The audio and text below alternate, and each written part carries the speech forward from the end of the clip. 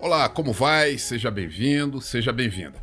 Getúlio Vargas tinha como hábito festejar o 1º de maio no estado de São Januário. Assim ele fez em 1940, a oportunidade em que ele assinou o decreto-lei de criação do salário mínimo, em 1941 com a instalação da Justiça do Trabalho, e em 1942 ele não foi.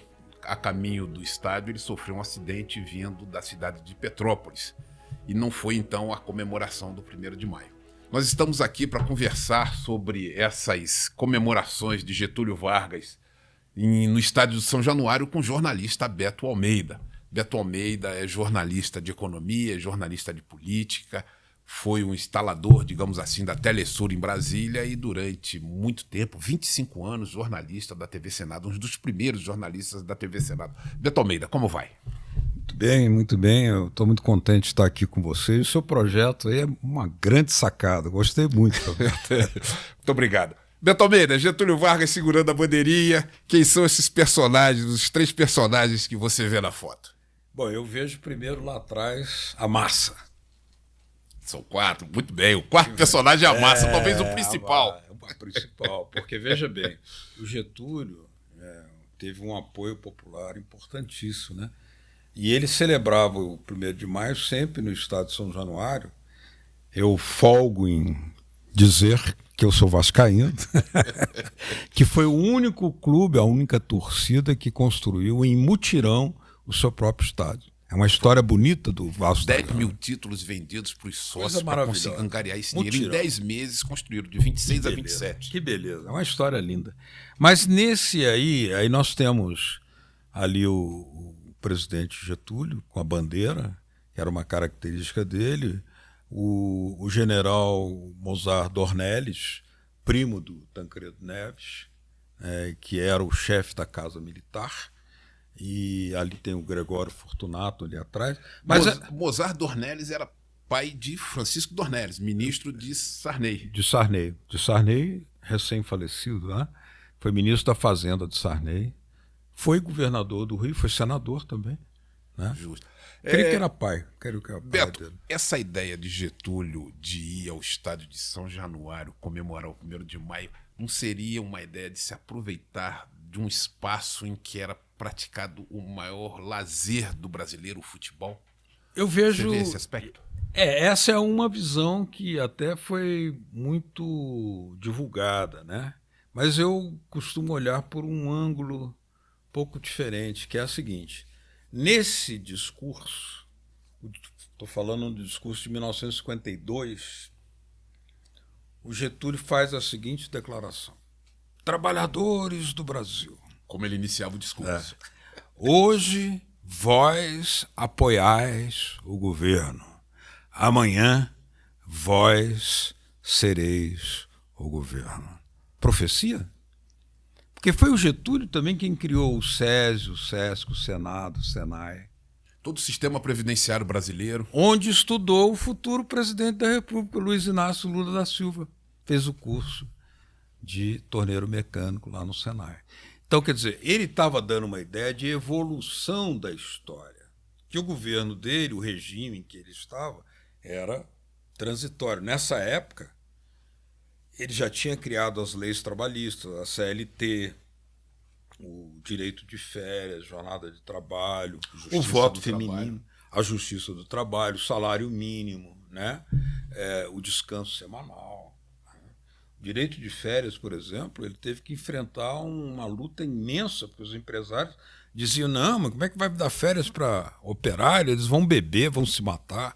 Quer dizer, a civilização, se fosse ouvir os empresários ali, não avançaria nunca, né?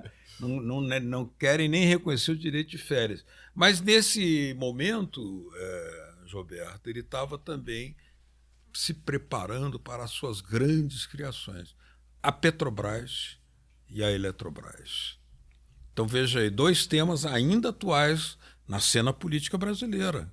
Porque a Petrobras, muitos dizem, não, aqui não vai ter petróleo, não tem petróleo. Aí veio, olha a confirmação que veio pela tecnologia vanguarda da Petrobras. Nós somos vanguarda em tecnologia de prospecção em águas profundas, né? Há petróleo, muito mais, ainda há muito por descobrir.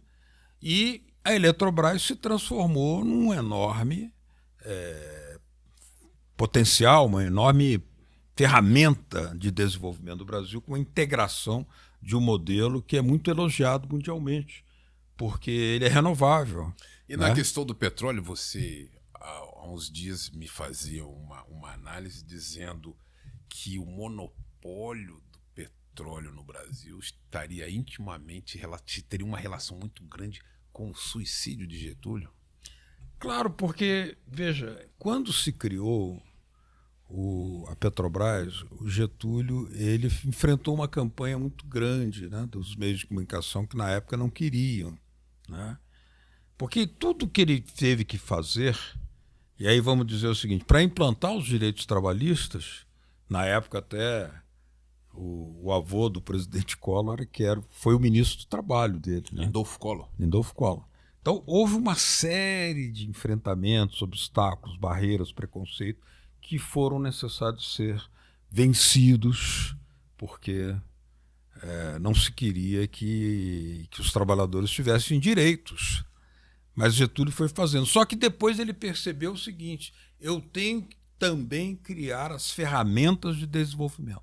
E a Petrobras e a Eletrobras eram 2 delas. Já havia criado a siderurgia, Companhia Siderúrgica Nacional. Em Volta Redonda, estado do já Rio. Tinha criado, por exemplo, Paulo Afonso, no Nordeste, né? O Estatuto da Lavoura Canavieira, que gerou direitos para a população trabalhadora da Zona da Mata Canavieira nordestina. Quer dizer, aquilo tudo eram transformações sociais muito importantes que estavam sendo realizadas naquele momento. Agora, nesse dia aí, em particular, veja que é um presidente que vai até o povo para fazer o lançamento e os atos, a assinatura dos atos, como você mencionou, o salário mínimo foi no São Januário. E foi também no estado de São Januário que uma outra criação do Getúlio teve o seu palco fundamental, o coro orfeônico, porque Getúlio convocou o maestro maior das Américas, Villa-Lobos, para cuidar da educação musical da juventude brasileira, e lá foram regidas 60 mil vozes por Villa-Lobos, entre elas estava a Dona Ivone Lara, que cantou no coro de Villa-Lobos. Ela me contou, na TV Senado, está lá, registrado lá. Então, quer dizer, o Estado de São Januário se transformou num palco político.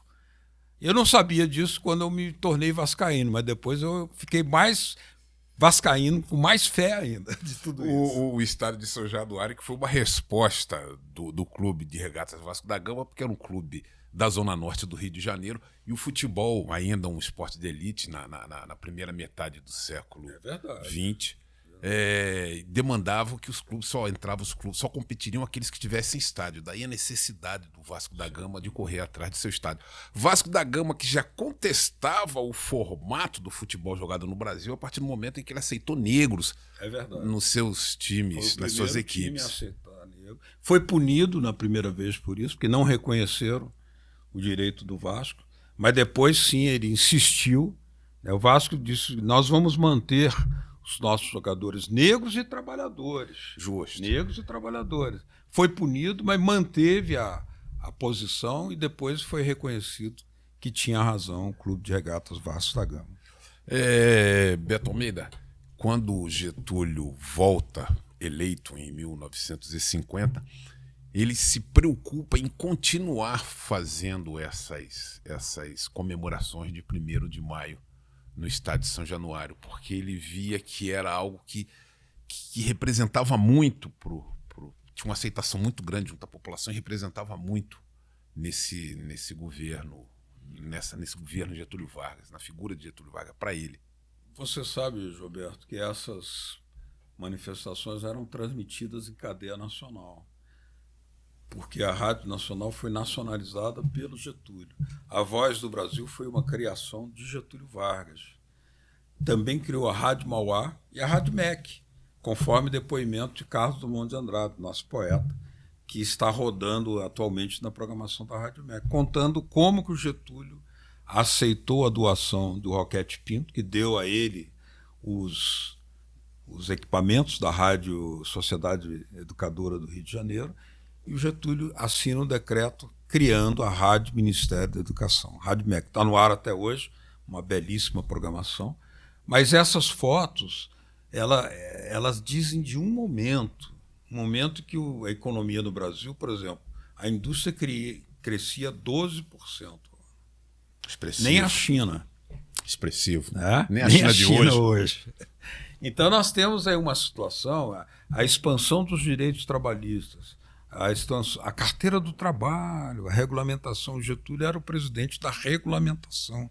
Oportuno lembrar aqueles institutos de previdência que Getúlio Os institutos criou. de previdência. IPI, IAPTEC, IAPC, IAPB, que criavam que esses institutos que faziam, então, conjuntos residenciais para seus conveniados, né? Muito bem lembrado. Isso é. E aí, se você for caminhando nessa linha, você vai ver o quê? IBGE, Getúlio Vargas. CNPq, Getúlio Vargas. Tudo isso são criações. O IFAM, Getúlio Vargas, né? Porque ele estruturou o Estado brasileiro para que o Brasil desse um salto, deixasse de ser uma fazenda para se transformar num país industrializado. Almeida, esses dias, numa das fotos que a gente teve aqui de João Goulart, aqui no História da Foto, a gente trabalhou uma foto de João Goulart fazendo uma visita à China, na oportunidade, então, em que Jânio Quadros renuncia. Eu disse que o Brasil, na sua segunda metade do século XX, é praticamente marcado por João Goulart, ou por ação, pelo que ele fez, ou pelo que ele deixou de fazer. Sim. Quer dizer, nós vamos ter ele ministro de Getúlio, depois ele é vice de Juscelino, ele é vice de Jânio Assume, depois vem 64, que pode-se dizer consequência de ações ou de deixar de fazer de João Goulart. Agora, a gente pode dizer que o século XX ele é praticamente marcado desde 30 por Getúlio Vargas, até porque Jânio Quadros vem com Getúlio também. Sem dúvida. O trabalhismo fundado por Getúlio, que mandou fazer uma pesquisa e descobriu, e o Brizola depois confirmou, que o trabalhismo gaúcho ele nasce antes do trabalhismo inglês. Olha que história interessante. Olha só. E Getúlio, então, nasce como personagem político ali naquele ambiente de Borges de Medeiros, aquela coisa que estava por ali já, né, com várias leis da Constituição Borges estadual. de Medeiros que cria a figura de Getúlio, né? Claro. Que dá condição a Getúlio Claro.